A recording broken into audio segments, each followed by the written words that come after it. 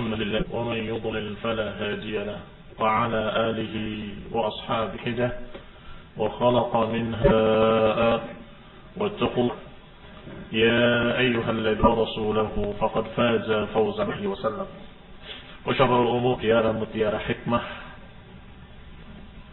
dalam masalah i'timah, yaitu tawdif pada diri sendiri. Dan tentunya ini yang diutamakan, sunnah-sunnah atas yang dinukil oleh Imam Al-Lalikai I'tiqad Ahlussunnah wal Jamaah, dan juga dinukil dalam haitsu da'at. Nadu haitsu da'at, kemanapun sunnah demikian.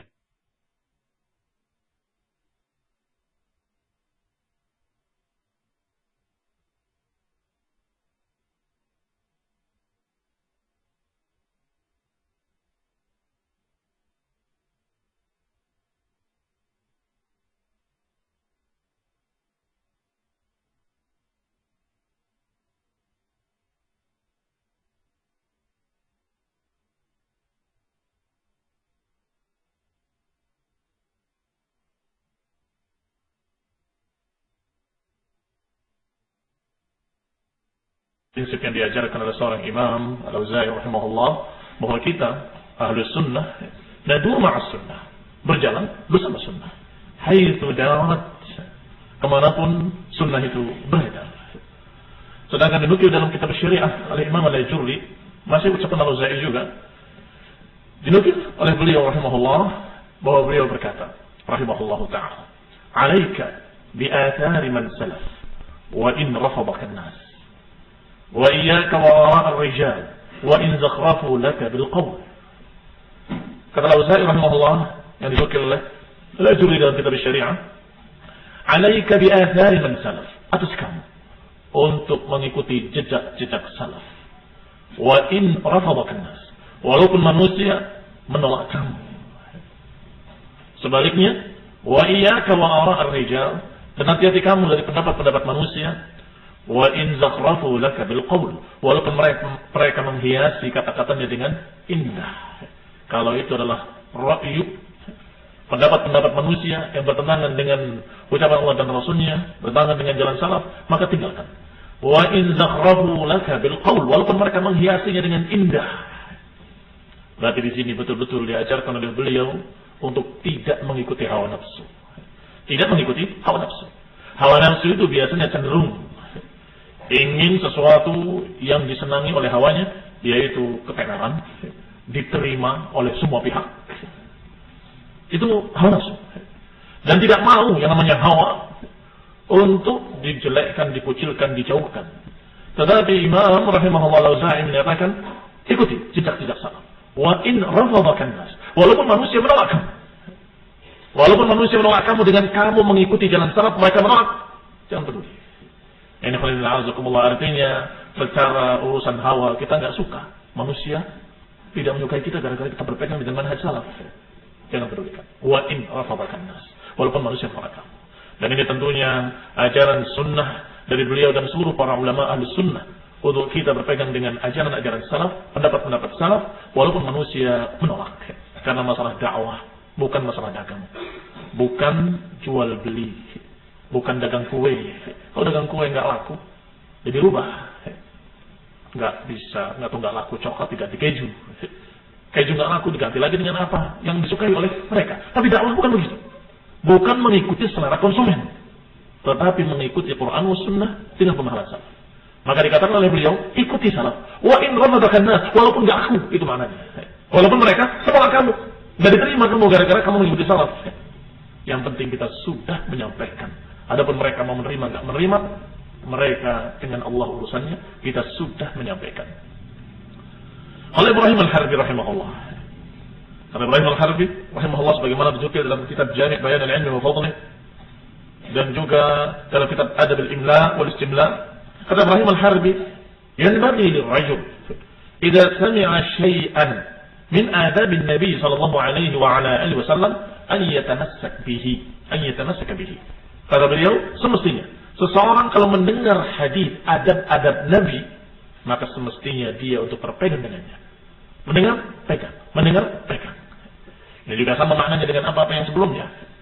Nadur ma'as sunnah haitsu darat, atau kalimat alaika bi athari man salaf, dengan kalimat Ibrahim Al-Harbi, yanbaghi lirrajul idza sami'a syai'an min adabin nabi, seseorang kalau mendengar adab-adab Nabi, riwayat-riwayat sahih dari Nabi tentang adab-adab beliau, pegang kuat-kuat.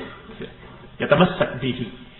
Ini penerapan dari ucapan Rasulullah SAW yang menyatakan man ya'ish minkum fasayara ikhtilafan katsiran fa 'alaikum bi sunnati wa sunnati al-khulafa ar-rasyidin al-mahdiyyin. Tamassaku biha wa 'addu 'alaiha bin nawajid. Peganglah kuat-kuat dan gigitlah dengan geraham kalian. Maka kalimat sunnah mencakup seluruhnya, termasuk adab-adab Nabi, akhlak-akhlak Rasulullah SAW. Maka kalau kita mendapatkan satu riwayat, satu hadis dari Nabi SAW dalam adab-adab, maka tamassak bihi, pegang dengannya kuat-kuat. Yang diterapkanlah pada dirimu sebelum pada orang lain. Qala Sufyan ats-Tsauri rahimahullah, in istata'ta an la tahukka ra'sak illa bi athar faf'al. Sedangkan ats-Tsauri masih dalam kitab yang sama, dalam kitab Jami' dan juga dalam kitab Adab al-Imla atau Al-Istimla, dikatakan oleh beliau Imam ats-Tsauri rahimahullah, kalau perlu seseorang tidak menggaruk kepalanya kecuali dengan sunnah, maka kerjakan. Sampai-sampai beliau menyatakan, yajib al-rajul, bahkan semestinya seseorang untuk tidak menggaruk kepalanya kecuali dengan athar, dengan riwayat. Kenapa kok begitu? Yisir dengan athar, kenapa kok kanan dulu? Memakai pakaian semuanya, sampai perkara yang terkecilnya beliau sebutkan untuk dengan athar. Dalam lafaz-lafaz lain dikatakan, kalau kamu bisa untuk tidak menggaruk kepalamu kecuali dengan hadis, kerjakan. Yani ini adalah ungkapan dari beliau untuk kita menerapkan sunnah pada semua perbuatan kita. Ini sungguh berat, tetapi ini yang diajarkan oleh para imam-imam Ahlus Sunnah. Yang namanya Ahlus Sunnah, nadhuru ma'as sunnah. Yang namanya Ahlus Sunnah bukan hanya penamaan-penamaan, bukan hanya isim bila musamma, tetapi isim dengan maknanya yang hakiki, yang terwujud dalam praktek-prakteknya, bahwa dia Ahlus Sunnah, betul-betul seorang golongan yang menerapkan sunnah, sehingga berbuat ini, berbuat semuanya dasarnya. Kenapa kau begini? Kan hadis ini. Kenapa kau begini? Kan hadis ini. Kenapa seperti ini? Kenapa sikap kamu ini? Semua dengan hadis. Kadang sebagian besar perbuatan-perbuatan kita terdorong dengan kesukaan hawa nafsu, iya kan? Padahal dikatakan semestinya nadzur ma'as sunnah, berjalan dengan sunnah. Bahkan kalau perlu menggaruk kepala pun dengan riwayat, dengan hadis. Kalau Syafi'i rahimahullah, Imam Muhammad bin Idris Syafi'i, sebagaimana dinukil dalam kitab yang sama Adab al-Imla wal Istimla, dan juga dinukil dalam Hilyah oleh Abu Nu'aym rahimahullah, beliau berkata, "Idza wajadtum sunnatan min Rasulillah sallallahu alaihi wa ala alihi wasallam khilafa qawli, fakhudhu bis sunnah. Wa da'u qawli fa inni aqulu biha." Kata Imam Muhammad bin Idris Syafi'i rahimahullah, kalau kalian mendapati sunnah dari Rasulullah Sallallahu Alaihi Wasallam yang menyelisihi ucapanku, maka ambillah sunnah, ambillah hadis dari Rasulullah SAW, dan tinggalkan ucapanku. Da'u qawli, tinggalkan ucapanku, karena sungguhnya aku berpegang dengan sunnah tersebut. Fa inni aqulu biha, aku berpegang dengannya dan aku berpendapat dengan hadis itu. Maka kalau aku berbicara dengan satu pendapat, ternyata kalian mendapatkan hadis sahih berbeda dengan ucapanku, maka pegang hadis sahih, pegang hadis yang sahih dan tinggalkan ucapanku, karena sesungguhnya aku berpegang dengan hadis tersebut. Dalam lafaz lain beliau menyatakan, sesungguhnya aku rujuk, dan aku mencabut ucapanku, hidupku dan matiku. Dan hidupku dan matiku, walaupun aku sudah wafat, kalau ternyata ada hadis sahih bertentangan dengan pendapatku, maka ambillah hadis sahih dan aku mencabut ucapanku. Sehingga kita nasihatkan kepada mereka yang mengaku Syafi'iyah, mengaku pengikut Imam Syafi'i rahimahullah, bermadzhab Syafi'i yang merupakan mazhabnya mayoritas penduduk Indonesia ini. Kita katakan, kalau ada ucapan beliau yang ternyata bertentangan dengan hadis yang sahih, menurut mazhab Imam Syafi'i, mengambil hadis tersebut dan tinggalkan ucapan pribadi beliau rahimahullah ta'ala. Karena beliau manusia, beliau berpendapat hari ini dan akan mencabutnya besok. Dia berpendapat hari ini mungkin akan merubahnya pada minggu depan. Karena ilmu terus berkembang, dan beliau akan menyatakan dengan ucapan dan akan berubah pada waktu lain, sehingga beliau memiliki dua ucapan qadim dan ucapan jadid. Ucapan waktu di Mesir dan ucapan waktu di Irak, ucapan waktu di Irak dan ucapan waktu di Mesir. Rahimahullah, itu manusia dan manusiawi, wajar. Sehingga kalau ada hadis sahih yang ternyata berbeda dengan ucapan Imam Syafi'i rahimahullah, maka ambil hadis sahih menurut perintah dan nasihat dari imam itu sendiri. rahimahullahu ta'ala. Mutiara-mutiara indah dari imam-imam Ahlus Sunnah, Al-Auza'i, wa Thawri, wa Imam Syafi'i rahimahullah, yang semuanya kurang lebih ketinggian ilmu mereka. Hanya saja murid-murid Imam Syafi'i betul-betul mencatatnya dengan lengkap, sedangkan pada Imam Al-Thawri tidak seperti itu, sehingga seakan-akan mazhab itu cuma 4. Padahal kalau dikumpulkan dari pendapat-pendapat mereka kurang lebih seperti mazhab-mazhab yang lainnya, pendapat-pendapat yang lainnya lengkap atau seperti mereka ilmunya. Imam Ahmad rahimahullah juga mengatakan, masih dinukil dalam kitab Adabul Imla wal Istimla di halaman 323, dan juga dalam kitab Manaqib Imam Ahmad rahimahullah, qala rahimahullahu ta'ala, ma katabtu hadithan illa wa qad amiltu bihi walau marratan la yakunu alayya hujjah. Kata beliau rahimahullah, sungguh aku tidak mencatat satu hadis pun kecuali aku telah mengerjakannya walau marrah, walaupun sekali, hingga tidak menjadi hujjah atasku, hingga tidak menjadi hujjah yang menyalahkan aku sendiri. Ini Imam Ahlus Sunnah rahimahullah, wa huwa Imam Ahmad yang masyhur bi Imam Ahlus Sunnah. Beliau menyatakan, maka satu hadisan, aku tidak mencatat satu hadis pun kecuali aku mengerjakannya walaupun sekali. Perkara itu mungkin tidak wajib, tapi beliau kerja walaupun sekali. Yang penting aku mencatat dalam keadaan sudah mengerjakannya. Khawatir terkena ucapan Allah Subhanahu wa taala, lima taquluna ma la taf'alun, kabura maqtan an taqulu indallahi an taqulu ma la taf'alun. Besar kemurkaan Allah atas orang-orang yang berbicara terhadap apa yang dia tidak mengerjakannya. Sehingga beliau mencatat, mempelajari hadis, tetapi setiap mencatat satu hadis dia kerjakan. Setiap mencatat satu hadis dia kerjakan. Dan itu prinsip para imam Ahlus Sunnah, karena ilmu untuk amal. Qala Bishr al-Hafi rahimahullahu taala, sebagaimana nukil dalam kitab Al-Hilyah ala Abu Nu'aim, dan kitab Al-Jami' li Akhlaqir Rawi, dan juga dalam kitab Adabul Imla. Qala Bishr al-Hafi, addu zakat al-hadis, tunaikanlah zakat hadis. Fasta'milu min kulli mi'atay hadis 5 ahadits, maka kerjakanlah oleh kalian dari 200 hadis paling tidak 5 hadis. Kata Bishr al-Hafi, itu zakatnya hadis, zakatnya harta. Adalah siapa yang memiliki harta hendaklah dikeluarkan zakatnya, keluarkan sedekahnya, keluarkan kewajiban pada harta tersebut. Tapi seorang yang belajar ilmu dan Allah berikan ilmu kepadanya, apa yang harus ditunaikan pada ilmunya dan apa yang harus dia kerjakan terhadap ilmunya tersebut? Al-amal bih, mengamalkannya. Kalau perkara hadis-hadis ini semuanya adalah perkara yang kalau tidak dikerjakan pun tidak apa-apa, misalnya bukan wajib. Tetapi apakah kamu pelajari sekian banyak hadis, kamu tidak kerjakan sama sekali dengan alasan tidak wajib? Tunaikan, supaya kamu betul-betul yakin bahwa kamu belajar untuk mengamalkan. Kamu belajar untuk menerapkannya, bukan hanya sekedar tahu.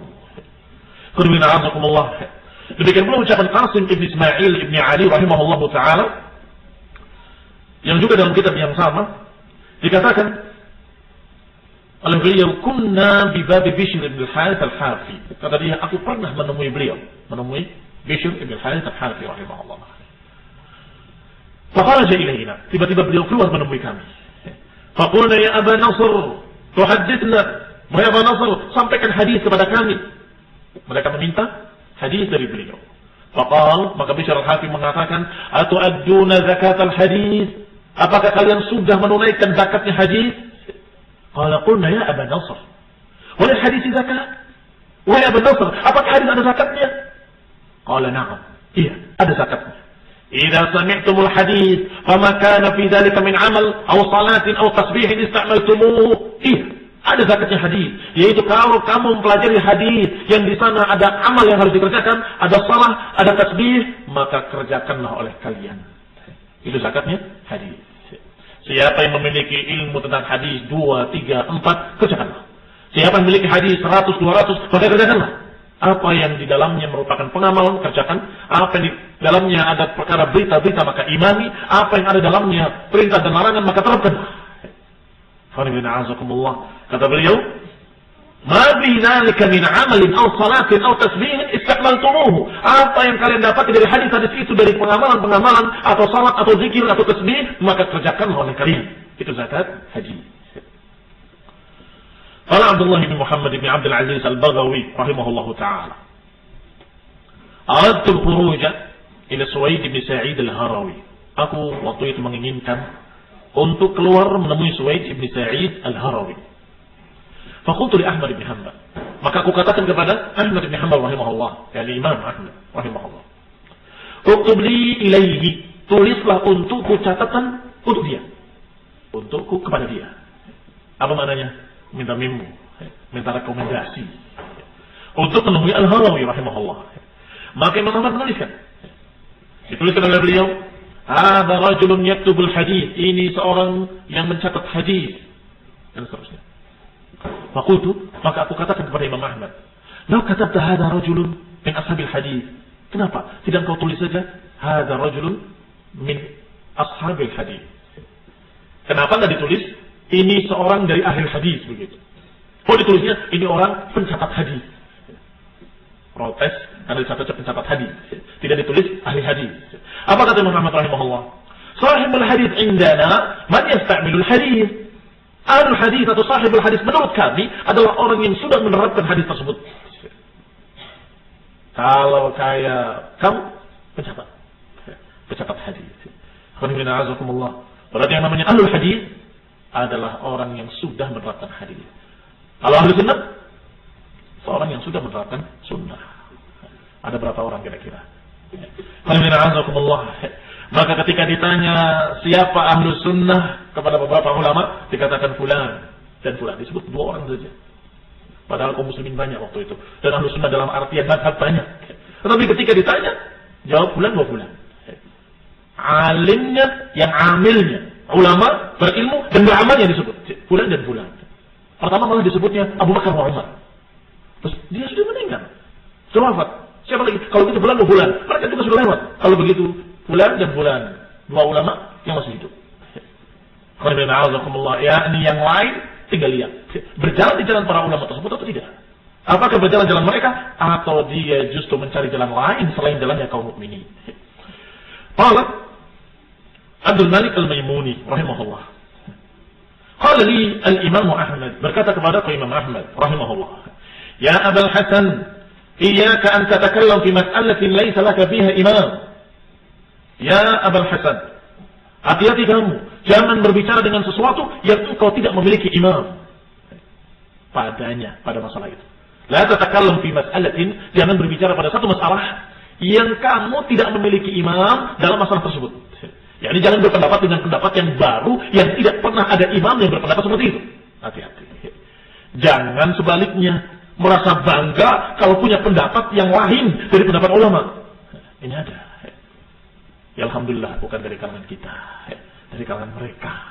Haula'il aqlaniyun, para rasionalis, para mu'tazilah abad kini, mereka menyatakan kami memiliki pendapat yang belum pernah diucapkan oleh mereka. Tidak terpikir oleh mereka. Wah, itu bangga. Mereka tidak terpikir sama sekali masalah ini. Mereka selamat. Tetapi kita lebih cerdas. Karena kita lebih jeli dalam masalah ini. Justru kata Imam Ahmad rahimahullah menasihati Abul Hasan, ya Abul Hasan, ini Abdul Malik Al-Maimuni, iyyaka an tatakallam fi mas'alatin, hati-hati kamu jangan berbicara satu masalah yang engkau tidak memiliki imam padanya, yakni masalah yang tidak ada imam yang kamu ikuti. Saya berpendapat demikian. Dari mana? Dari siapa? Man imamuka fi hadza? Siapa imammu dalam masalah ini? Ada pendahulu. Imam fulan berpendapat seperti itu. Itu bagus. Tapi kalau tidak memiliki imam, hati-hati. Iyyaka. Ini juga sama. Termasuk tawdhifus sunan fil mar'i nafsihi. Penerapan sunnah pada dirinya. Bahwa dia tidak berani berbicara satu masalah kalau ada imam. Katakan tidak tahu atau katakan saya tidak pernah mendengar imam atau para ulama berbicara seperti ini. Enggak tahu, enggak pernah mengetahui. Selesai. Paling kamu dikatakan bodoh, ya. Wajar. Kita masih belajar. Nah, qala Abu Ya'qub Ishaq bin Hibah Al-Amash rahimahullah, sami'tu Ahmad bin Hanbal su'ila 'anil wasawis. Imam Ahmad sendiri wa huwa imam Ahmad sendiri ketika ditanya tentang wasawis wal khatarat, Ditanya tentang wasawis wal khatarat, bisikan-bisikan yang masih dalam hati atau yang terbersit masih di benak. Bagaimana hukumnya? Apa jawaban Imam Ahmad rahimahullah? Ma takallama fiha as-sahabah wal tabi'un. Tidak mau menjawab. Kenapa? Karena beliau berkata, tidak pernah berbicara masalah ini para sahabat dan juga para tabi'un. Makanya dia tidak berbicara. Ini penerapan dari teori yang diucapkan oleh para ulama sebelumnya dan juga ucapan Amirul Mukminin Khalifah Umar bin Abdul Aziz. Masih ingat? Di akhir bab kemarin dikatakan di sana oleh Umar bin Abdul Aziz rahimahullah yang menasihati seluruh pegawainya hendaklah mengikuti salaf.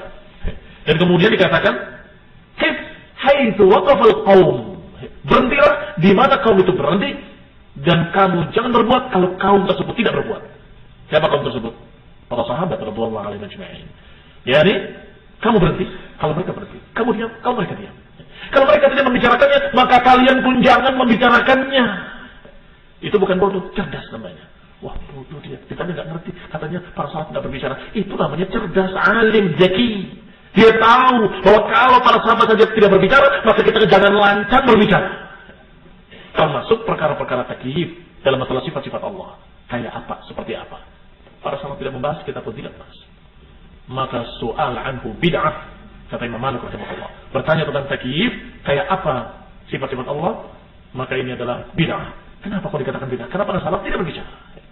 Iyyaka an tatakallam fi mas'alatin laysa laka fiha imam. Hati-hati kamu jangan berbicara dengan sesuatu yang engkau tidak punya imam padanya. Tidak punya salaf dalam masalah itu. Maka jangan berbicara. Dan Imam Ahmad sendiri mempraktikkan. Ketika ditanya masalah wasawis wal khatarat, beliau menyatakan ma takallama fiha as-sahabah wal tabi'un. Tidak ada yang berbicara dari sahabat wal tabi'in. Maka aku pun tidak berbicara. Mutiara berikutnya masih dalam manaqib Imam Ahmad rahimahullah. Oleh Ibnu Jauzi. Qala Abdurrahman at-Tayyib rahimahullah, berkata Abdurrahman at-Tayyib rahimahullah, i'talla Ahmad ibn Hanbal wa Bishr ibn al-Harith al-Hanafi, fa kuntu adkhul ala Bishr.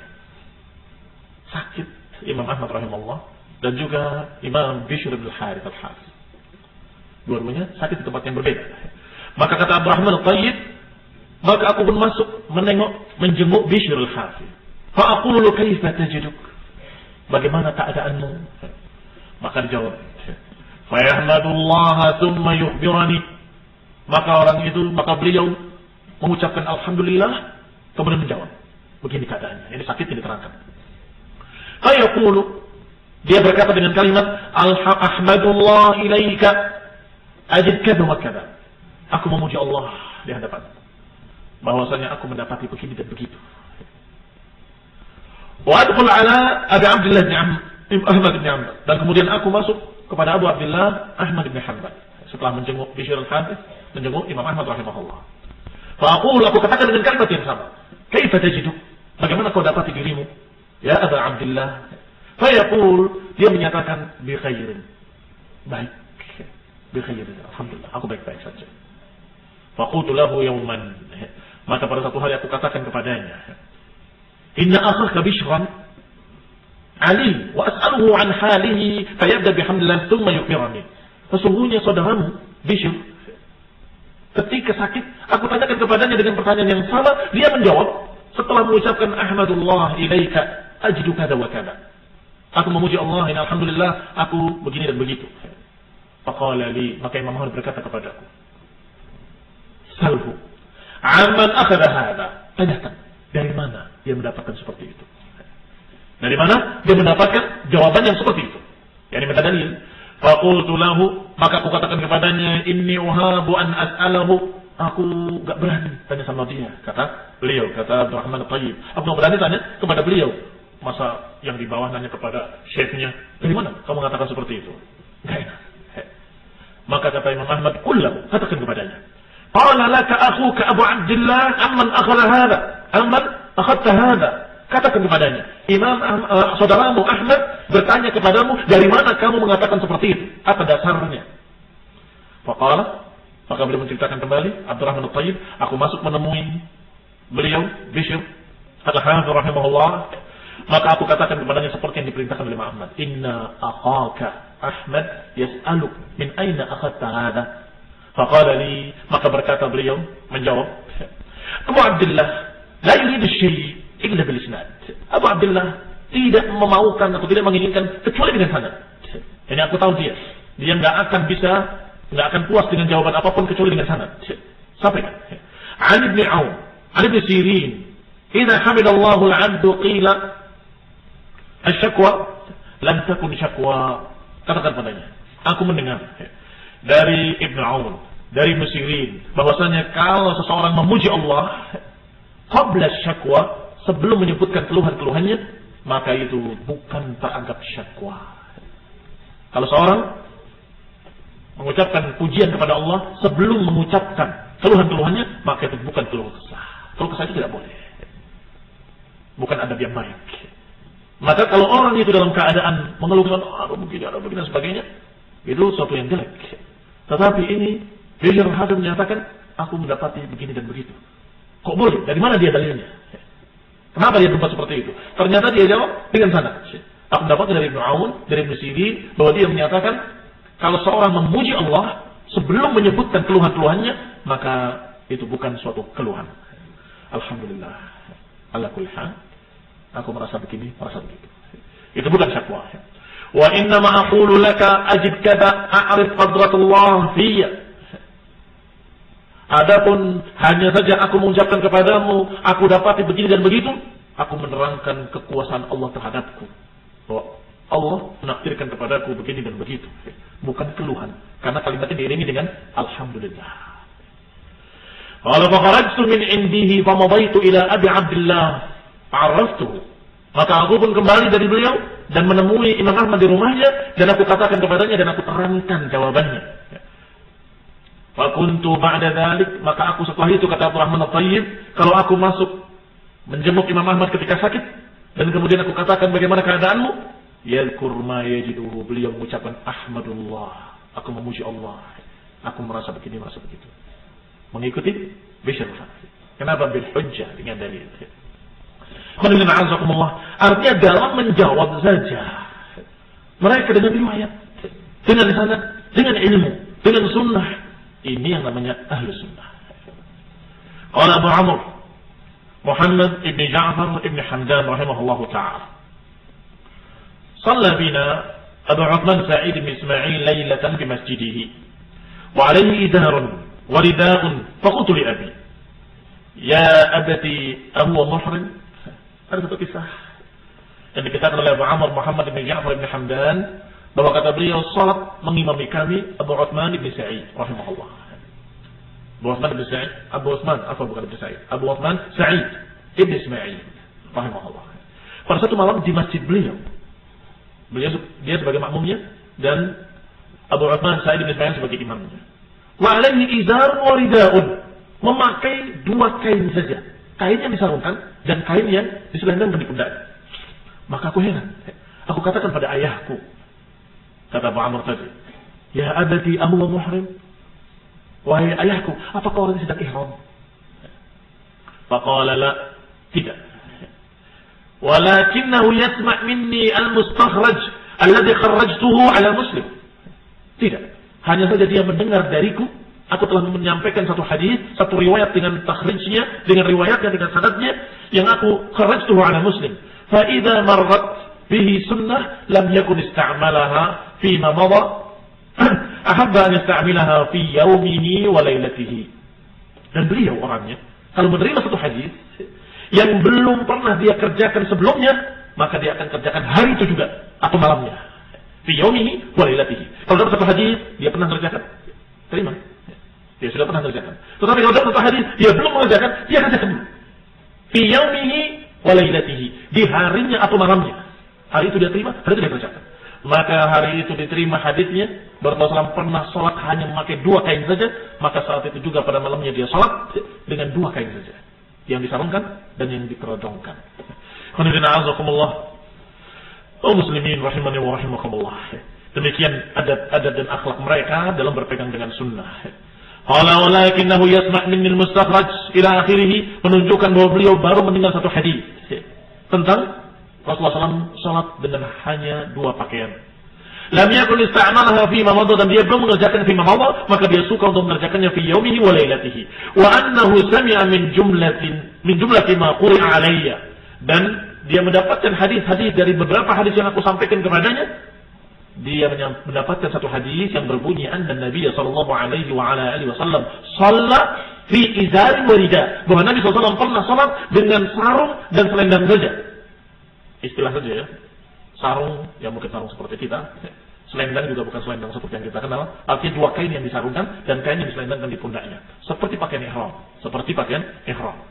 Maka ketika mendapatkan hadis tersebut, ahabba an yasta'mil hadhihi sunnah qabla an yusbih, maka beliau ingin menerapkan sunnah tersebut sebelum pagi hari. Maka saat itu juga ketika mengimami, dia memakai dua kain yang disarungkan dan yang diselendangkan di pundaknya. Ikhwan fillah, a'azakumullah muslimin sarunati. Demikian diriwayatkan atau dinukil kitab dalam kitab Fathul Mughith di halaman 360 juz kedua. Yang terakhir dalam bab ini adalah mutiara yang jadi beliau juga. Qala sami'tu yani Abu Utsman, aku mendengar beliau yani Abu Utsman tadi yang dikisahkan tadi memakai pakaian ihram ketika salat di masjid. Yaqulu man amara sunnah ala nafsihi qawlan wa fi'lan nataqa bil hikmah. Kata beliau, seorang alim ulama yang tidak mendengarkan satu hadis kalau belum dikerjakan maka dia akan kerjaan. Saat itu juga menasihatkan dengan satu nasihat penting, mutiara yang penting.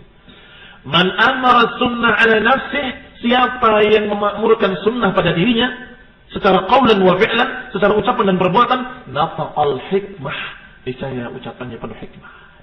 Seorang yang menerapkan sunnah pada dirinya secara ucapan dan perbuatan, maka nataqal hikmah, niscaya ucapannya penuh dengan hikmah. Wa man amara al-hawa ala nafsih, dan siapa yang meramaikan hawa nafsu pada dirinya, yakni yang diramaikan pada dirinya hawa nafsu, nataqa bil bid'ah, maka dia akan mengucapkan kebid'ahan. Allah Ta'ala, Allah Subhanahu wa taala berfirman, wa in tuti'uhu tahtadu. Kalau kalian mentaatinya, maka kalian mendapatkan bimbingan hidayah. Demikian ucapan beliau rahimahullah, Abu Utsman Sa'id ibn Ismail rahimahullahu taala, bahwasanya siapa yang meramaikan sunnah pada dirinya, pada ucapannya dan perbuatannya, niscaya ucapan-ucapannya penuh dengan hikmah. Tetapi siapa yang sebaliknya meramaikan hawa pada dirinya, pada ucapannya dan perbuatannya, niscaya nataqa bil bid'ah, niscaya ucapan-ucapannya mengandung kebid'ahan. Kadang-kadang disadari, kadang-kadang tidak disadari. Kalau disadari berarti memang sudah rusak hatinya, sehingga dia sengaja membuat sesuatu kebid'ahan. Tetapi sebagian yang lain tidak menyadarinya. Dia mengerjakannya dengan semangat hawa nafsunya. Ternyata itu adalah sesuatu yang tidak pernah dilakukan oleh salaf, alias bid'ah. Sehingga kalau ada sesuatu yang lebih dari takarannya, maka itu adalah kebid'ahan. Karena agama ini dengan aturan, dengan ketentuan, dengan contoh-contoh, dengan takaran-takaran. Kalau berlebihan, bid'ah. Al-ghulu, bid'ah. Al-ifrat, bid'ah. Tatarruf juga bid'ah. Dan semua perkara yang melampaui batas, ya bid'ah. Sekarang saya tanya, biasanya orang yang melampaui batas karena apa? Hawa. Karena hawa nafsu. Semangat hanya dorongan hawa nafsunya saja. Yang marah, terlampau, berlebihan, emosi. Yang dalam keadaan ridha juga berlebihan sampai muqallid, taklid buta. Dua-duanya berlebihan. Yang satu membebek dengan hawa nafsunya, yang satu na'udzubillah mengkafir-kafirkan kaum muslimin dengan hawa nafsunya juga. Sehingga yang sunnah adalah apa yang dikatakan oleh beliau, man ammara, siapa yang memakmurkan atau siapa yang menerapkan sunnah pada dirinya secara ucapan dan perbuatan, maka niscaya ucapan-ucapannya penuh hikmah. Tapi sebaliknya, siapa yang dalam keadaan meramaikan hawa nafsunya, memuaskan hawa nafsunya, maka niscaya ucapan-ucapannya mengandung kebid'ahan. Kami coba. Adkhul, wasil. Baik. Al-amr biluzumi jama'at al-muslimin. Bab berikutnya adalah perintah untuk berpegang dengan jamaah kaum muslimin. Wa imamahum, dan juga imamnya.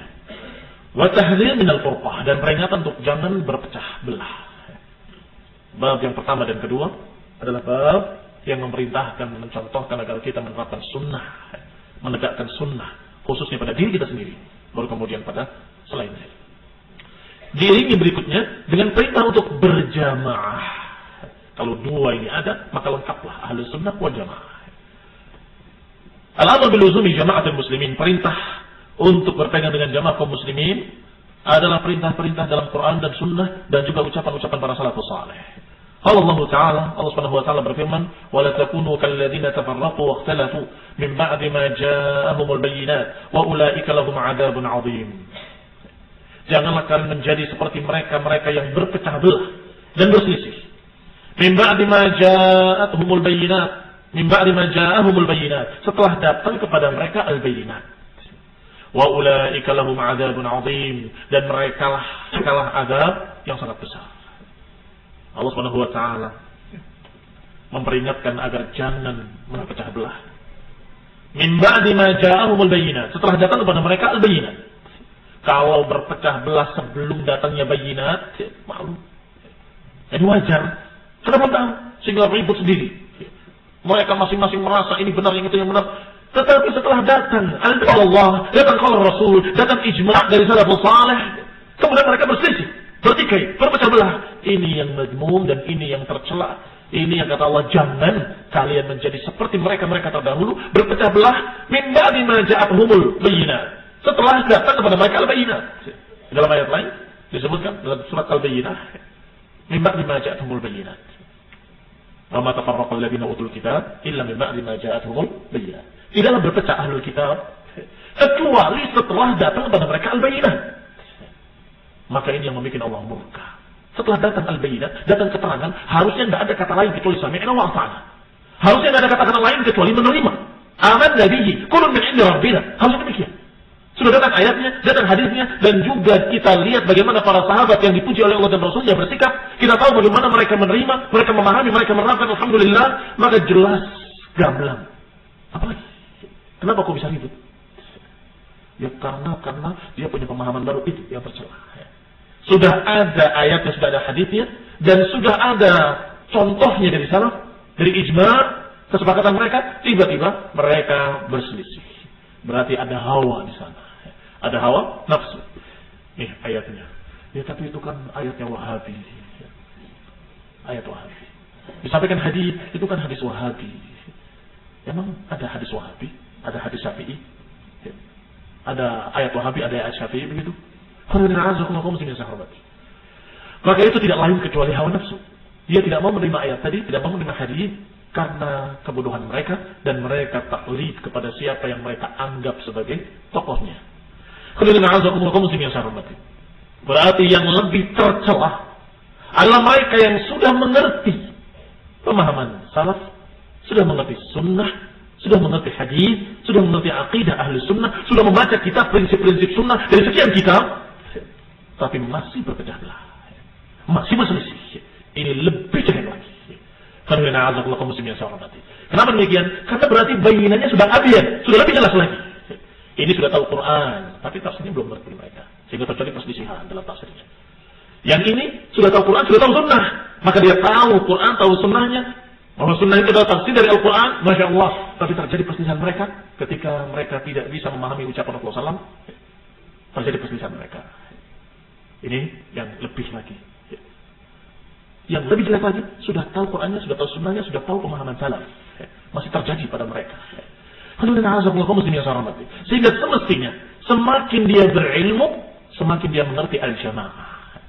Semakin dia mengerti perintah Allah Subhanahu wa taala untuk tetap bersama jamaah dan tidak berselisih. Kalau kita sudah mengerti tentang ayat dan hadis, maka tidak ada kata lain kecuali sami'na wa ata'na. Ayat lain Allah katakan, "Innal ladzina farraqu dinahum wa kanu syi'an, lasta minhum fi syai'." Sesungguhnya orang-orang yang memecah belah agama mereka dan mereka dalam keadaan berkelompok-kelompok, beraliran-aliran, maka sungguh kata Allah, lasta minhum fi syai'. Engkau wahai Rasul tidak termasuk mereka sedikit pun. Allah melepaskan Rasulullah SAW, memisahkan Rasulullah SAW dari mereka. Dan Rasulullah SAW berlepas diri dari mereka. Yaitu yang farraqu dinahum wa kanu syi'an. Mereka memecah belah agama mereka dan menjadi kelompok-kelompok, menjadi beraliran-aliran, menjadi suatu hizib-hizib. Ini hizibnya si fulan, ini hizibnya si fulan. Kalau mereka itu keluar dari sunnah ke jalan bid'ah, ke jalan Jahmiyah, ke jalan Mu'tazilah, ke jalan Sufi, ke jalan Hizbi, ke jalan berbagai macam jalan-jalan bid'ah, maka mereka itulah yang memecah belah agama ini. Bukan penasehat yang memecah belah. Penasehat menyatakan, wahai kaum muslimin, kembalilah kepada sunnah. Wahai Khawarij, wahai Mu'tazilah, wahai Jahmiyah, wahai kelompok-kelompok sesat, kembalilah kepada sunnah. Bahwa apa yang kalian pegang itu sesat, apa yang kalian pegang itu bid'ah, muhdzatsah. Ini bukan memecah belah, tetapi ini berupaya untuk menyatukan mereka kembali di atas sunnah, di atas dalil-dalil syar'i, di atas qala Allah wa qala Rasul. Tetapi yang memecah belah justru mereka yang membuat syiah. Mereka yang membuat aliran-aliran baru yang berbeda dengan salafnya, yang berbeda dengan apa yang mereka sudah ketahui dari Quran dan Sunnah, berbeda dengan apa yang sudah mereka hafal dari hadis-hadis, dari ayat-ayat. Mereka pegang sesuatu yang lain. Maka ini memecah belah. Farraqu dinahum. Innama amruhum ila Allah. Sesungguhnya urusan mereka dikembalikan kepada Allah. Tsumma yunabbi'uhum bima kanu ya'malun. Kemudian mereka dikembalikan kepada Allah Subhanahu wa taala dan diberitakan atas mereka bima kanu yaf'alun. Diberitakan kepada mereka terhadap apa yang mereka kerjakan. Ini kerjaan kamu di dunia. Ini apa yang kamu kerjakan. Ini catatannya. Tsumma yunabbi'uhum bima kanu yaf'alun. Artinya mereka akan bertanggung jawab di hadapan Allah atas perbuatan-perbuatan mereka memecah belah agama. Mereka akan bertanggung jawab di hadapan Allah atas perbuatan-perbuatan mereka berselisih, bertikai dan berpecah belah dengan kebid'ahan-kebid'ahan yang mereka bikin atau dengan berbagai macam perkara yang melampaui batas, ifrat wa tafrid, atau perkara hulu berlebih-lebihan, atau perkara-perkara yang seperti itu. Ini yang memecah belah sepanjang masa. Dulu mereka ummatan wahidah di zaman Rasulullah SAW dan kemudian berselisih kapan? Ketika munculnya Khawarij. Karena Khawarij ekstrim, melampaui batas. Mereka maunya menegakkan Islam, maunya menegakkan sunnah, maunya mereka menegakkan Al-Quran. Tetapi dengan hulu, dan mereka menganggap orang yang berbuat dosa kafir, keluar dari Islam, halal darahnya, dan tidak layak dari pemimpin, harus diseret turun dengan paksa dan seterusnya. Akhirnya muslimin dengan muslimin berperang, bertikai. Tidak disalahkan Ali bin Abi Thalib radhiyallahu ta'ala anhu yang memerangi mereka. Karena beliau Amirul Mukminin memerangi para bughat yang diperintahkan oleh Allah Subhanahu wa taala dalam Al-Qur'an. Faqatilul lati tabghi hatta tafi'a ila amrillah. Perangilah mereka yang bughat sampai mereka kembali kepada ketaatan kepada Allah. Yang disalahkan mereka yang membuat perpecahan tadi dengan pemahaman baru yang berlebihan melampaui batas, yaitu pemahaman takfir, pemahaman Khawarij. Muncul lagi yang berlebihan dalam masalah akal, melampaui batas dalam masalah mengunggulkan akal, Mu'tazilah.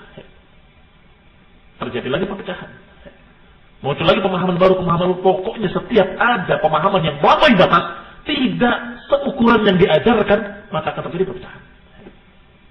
Berarti harus pas, iya. Berarti harus jeli, harus rinci ilmunya, iya.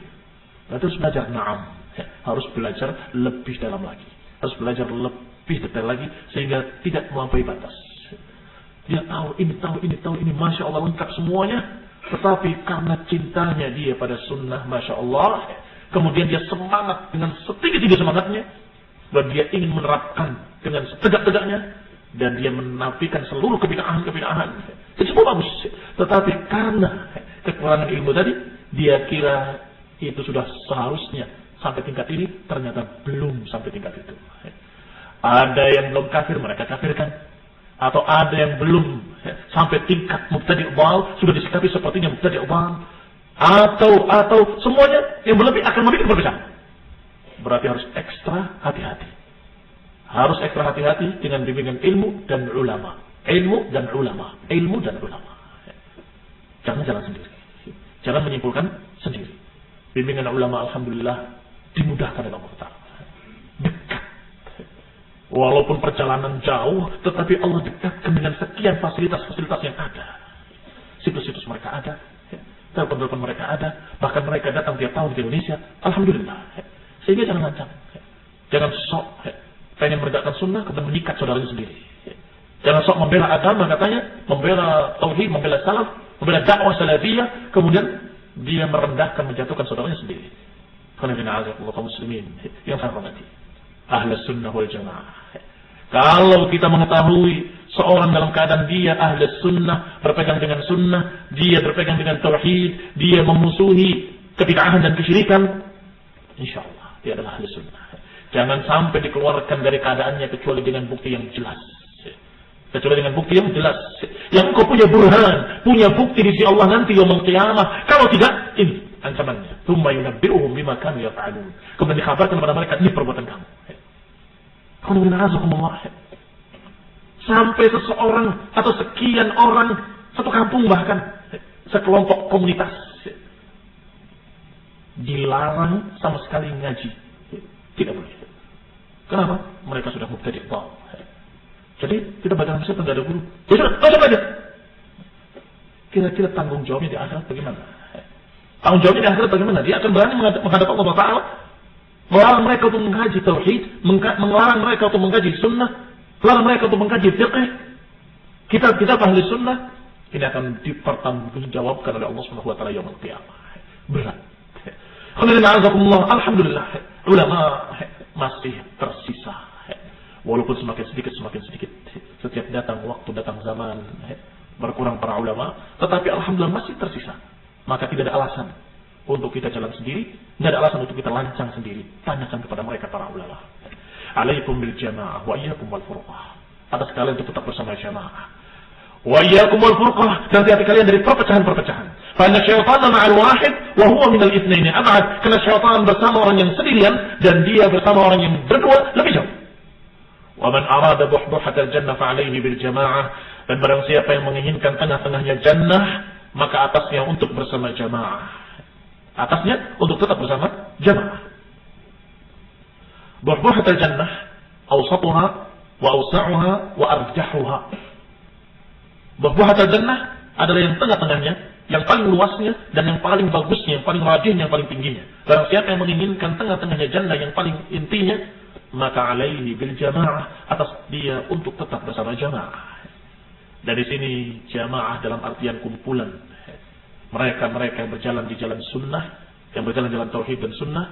Karena disebutkan dengan kalimat wa huwa minal itsnaini ab'ad. Syaitan bersama orang yang sendirian, kalau dia bersama dua orang lebih jauh.